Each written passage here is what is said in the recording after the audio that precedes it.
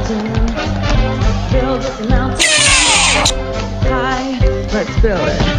Mountain, mountain, build a mountain, mountain, mountain, build a mountain.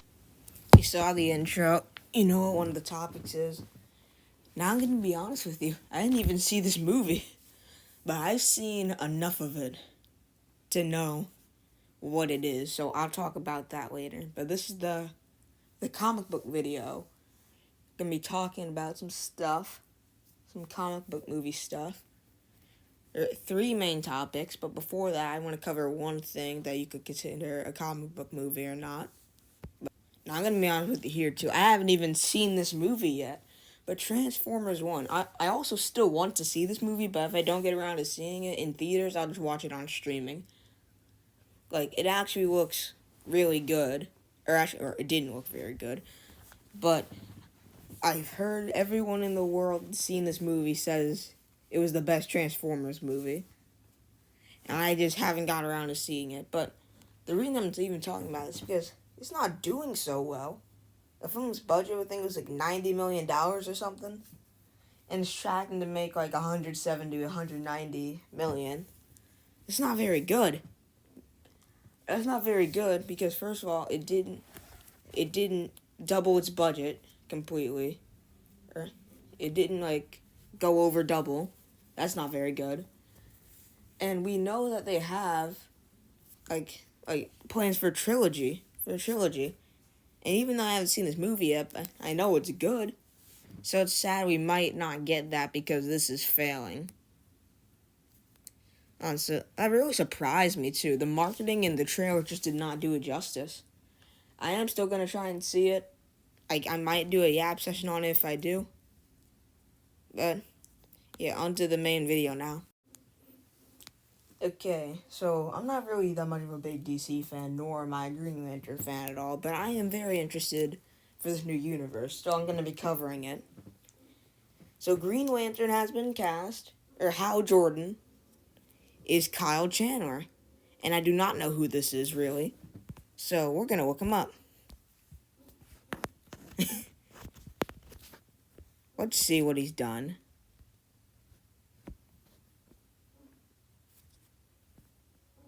I've been the mayor of Kingstown and Godzilla, King of the Monsters, but I don't really remember him.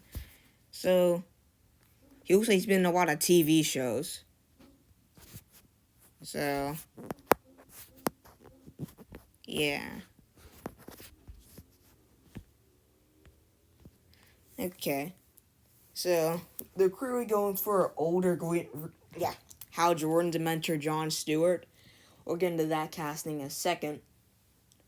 So, but apparently his deal is for only 1 season of this show, meaning I am certain that he's gonna die. Like, whoever the villain is gonna kill him in, like, the second last episode. And then Jon Stewart will officially be passed the mantle of the Green Lantern. So, I guess this will be cool to see. Like, I'm not gonna say I'm excited for this show. I'm interested still. I am still very interested. So let's go over the Jon Stewart casting real quick. Alright, getting this from Deadline here. Combat Eye Inflammation. No, not that. But Jon Stewart, 2 actors being considered, Aaron Pierce and Stephan James. I don't know either of them. But it says Pierre is from Underground Railroad. And Stephan James is from Homecoming. I've never watched any of those shows or movies. But if they're being considered, I'm sure they can act to some degree. So, yeah, we'll just see how this show turns out. And anyway, next up, James Gunn cooking again here. Now, a few days ago, James Gunn announced that the DCU, or DC Studios is doing a Robin and Batman movie called Dynamic Duo.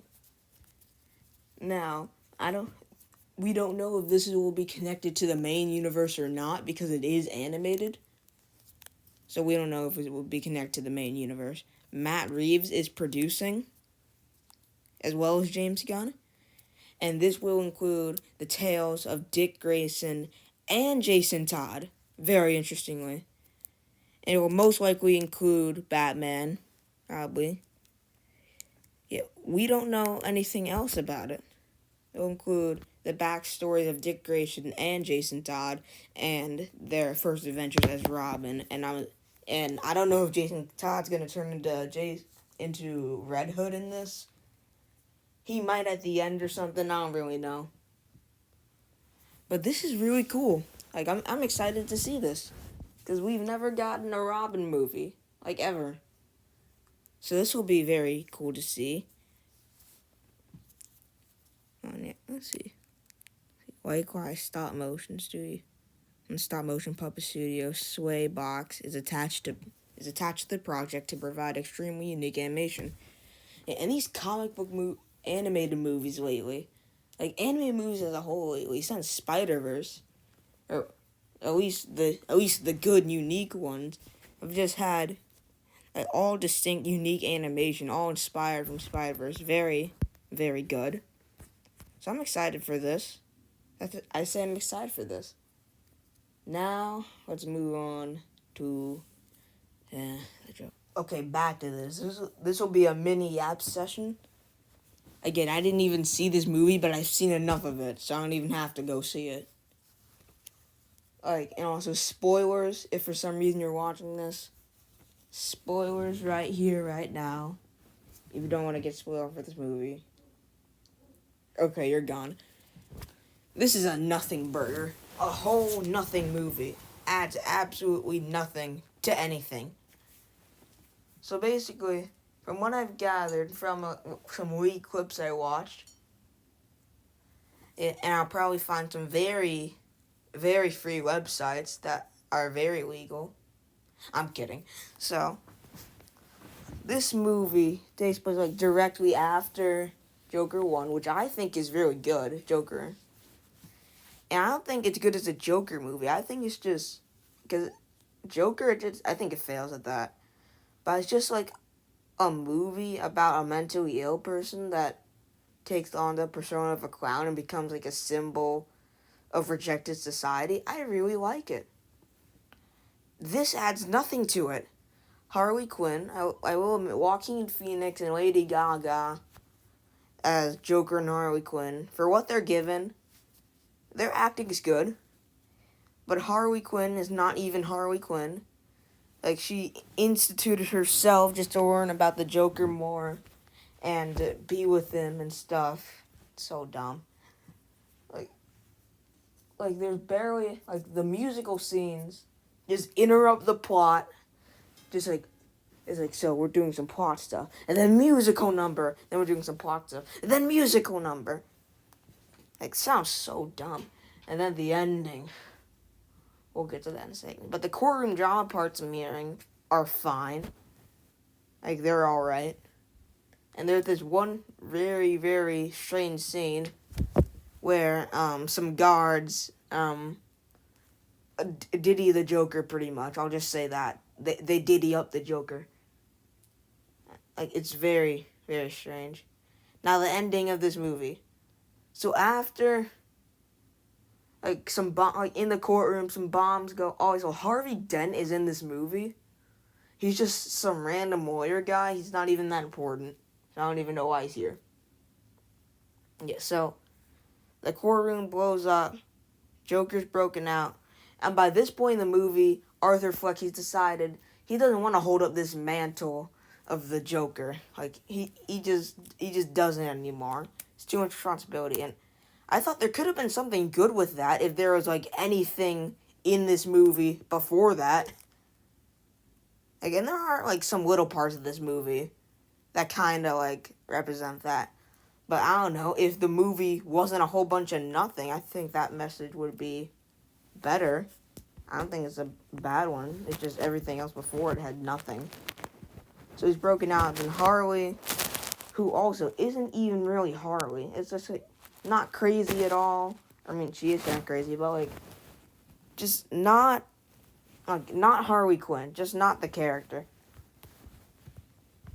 And She breaks up with him because she wanted to be with the Joker, not Arthur Fleck. On the stairs, on the iconic stairs of the first movie. Then he's arrested. Then in Arkham Asylum, they're like, you got a visitor. And then when he's walking over there, this random inmate's like, hey, you want to hear a joke? What happens when I forgot like what the joke was. Well, it happens when two clowns go into the bar. He's like, what? You get what you deserve. And then this inmate stabs the Joker like 20-something times. Or not even the Joker. Like he just kills Arthur. He kills Arthur Fleck. And then he's laughing maniacally. And this guy carves a smile into his face. So basically, let me just tell you what this just said. These two movies, these two quote-unquote Joker movies, were for absolutely nothing. Like, they were just movies about a mentally ill person that were reskinned with some Batman IP characters. It was just a Martin Scorsese style movie about a mentally ill person reskinned with some Batman characters. So this whole movie was for nothing. Or this whole duology was for nothing.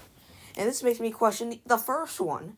Which I do like, by the way. Like, was that just for nothing? You could have just ended it there, by the way. Like, was that just for nothing? All of this? Like, just to set up this... So, these movies were the mentally ill person that inspired the real Joker. Okay. So, all of this was just for nothing. This whole sequel was just nothing. A bunch of nothing with a stupid ending. And there's no way this is getting, like, a third Joker when we follow this guy. And if you're asking, I don't think it connects to the Dark Knight or anything else. I don't think this leads to anything. You don't know how I got these scars. It's not Heath Ledger Joker. Like, so disappointing. Okay, Marvel time. I just wanted to skim through this trailer real quick. I might have talked about this already, but I didn't do, like, a mini breakdown. So we'll do a mini breakdown of this trailer. I'm surprised how good this looks. Like, the action and tone looks really good.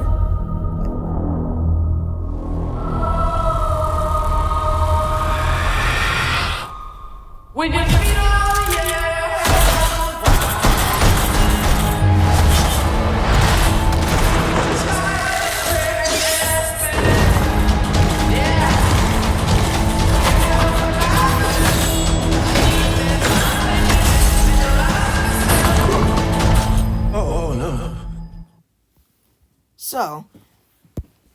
So all of these anti-heroes being led to the same location.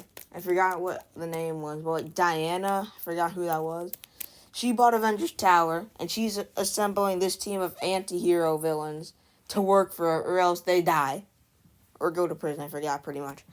And that guy is Sentry. Who are you? I'm Bob. Bob, right here.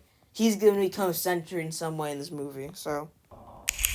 Who sent you, Bob? Nobody. Were you all sent? Everyone here has done bad things. Shadow ops, robbing government labs, contract kills. I love the tone of this. It's Winter Soldier vibes. What the hell? We're brought up with this belief that there are good guys and there are bad guys. What's the plan? This could get messy. Guys, It's really the best part of the and there trailer. are worse guys and nothing else. Look at you. So adorable. She's bulletproof. What happened to bulletproof? It's bulletproof-ish. Is that Bucky? That's no good. Bucky's cold again. I cannot believe it. But I love the tone of this. It still looks like it's gonna have that comedy, which I'm fine with. I don't want it to just be all serious. But I like how the action's looking. I actually like this plot that's going on. And like I overall like this, but let's go to the really big one now. Spider-Man, Spider-Man, Spider-Man. It looks like we finally know or what's happening with this movie. And on one hand, I'm very disappointed. On the other hand, I'm extremely intrigued. One thing first. So, no. It is confirmed that Andy Serkis... Hold on.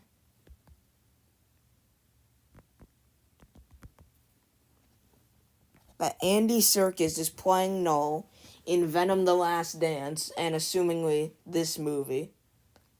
Now, what is this movie called? The rumored title for Spider-Man 4, which you saw me type it in before, is not confirmed completely, but this is the rumored one. Spider-Man King in Black. Based off of the... Let me see if I can find it.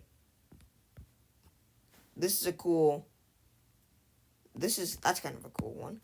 But let me see if I can find the original comic. It's a Venom comic, which is basically... Hold on.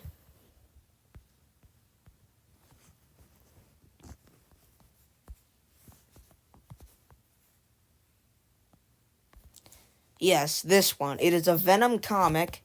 As you can see, Null's an Avengers level threat. We have Venom teaming up with the Avengers here.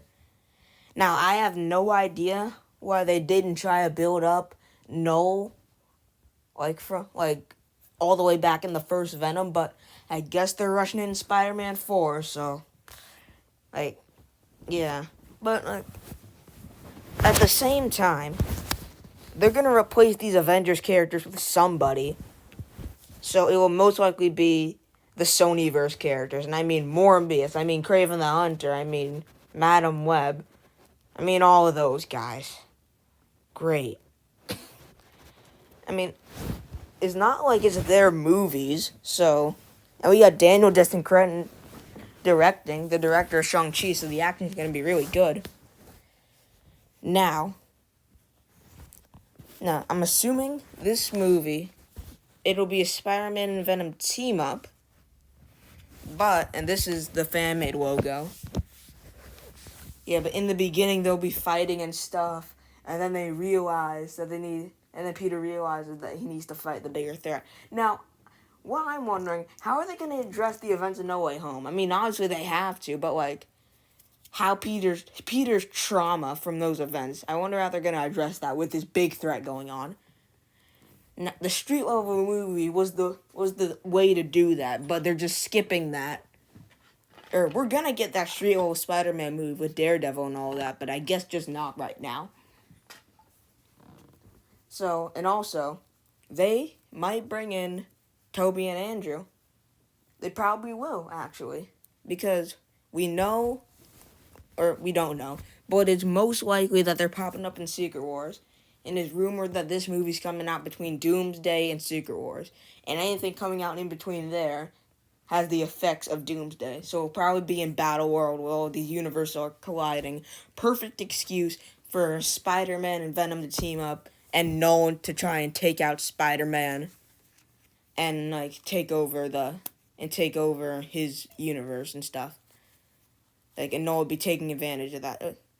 Yeah, this is why it intrigues me, because I do want to see this. I'm sad that we didn't get the street level movie that I was looking for, which we will get at some point, probably Spider-Man 5.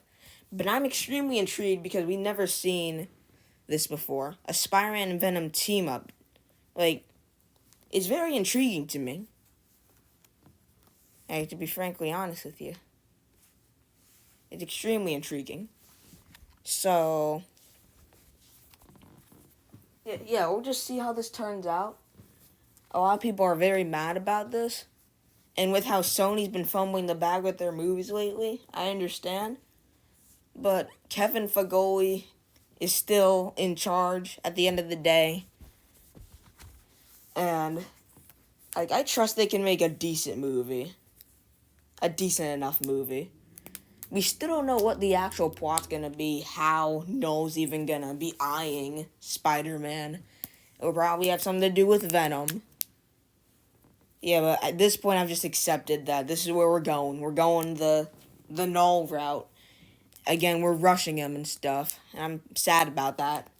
But I'm also extremely intrigued and excited to see Spider-Man and Venom team up, and Tobey and Andrew to come back. And even though it's the goofy Sony villains, we have all these villains teaming up. Even though it's the goofy Sony ones. And it'll be exciting to see Null. So, mixed feelings, but I'm leaning more to the positive side. And that's really it for this one. Okay, let me not lie. Also, forgot to mention, I think if there's any movie to give Tom a symbiote suit in, it would be this one. Because it just makes sense. Now, as cool as it would be to have all three Spider-Man, as I was saying, it'd be cool to see all three Spider-Man in the symbiote suits, but at least for Tobey, it just doesn't make sense. And actually, that could be a good conflict if they do show up in this movie, actually.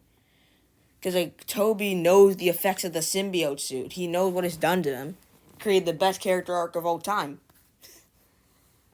So, and what if Andrew, or more so Tom, because it would be cool to see Andrew in the suit, but I don't think that would make sense either. Because he's wiser as well. But Tom gets this suit, because also, if this takes place after Doomsday, he's seeing his mentor, his father figure, as this villain that's trying to take over the entire multiverse. So, that could be a very cool conflict to connect to the Avengers movies. And in Secret Wars to give him the symbiote suit. Yeah, and I don't know if there's going to be any other symbiote showing up in this movie. But we could do this, the street level way. We don't have to go into space and stuff. It could be Spider-Man Web of Shadows, kinda. Or Spider-Man 2 with a video game. Where, this, the Venom symbiote's just taking... The symbiote's just taking over the city, but it's Null this time. And Null sending out these minions and stuff. It could be really good. It could be a train wreck as well. So we'll just see.